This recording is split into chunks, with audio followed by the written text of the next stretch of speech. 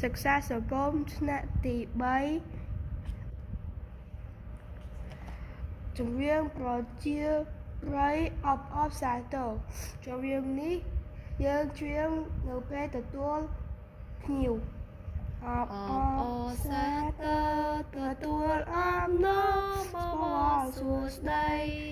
អបអរសាទរស្មារតីគង់ត្រ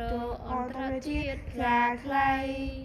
សូមឲ្យបានជោគជ័យសេរីសួស្តី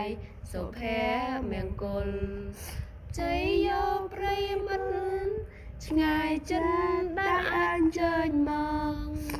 ទស្សនាប្រទេសខ្ញុំសូមទទួលស្វាគមន៍ដោយចិត្តស្មោះស្ម័គ្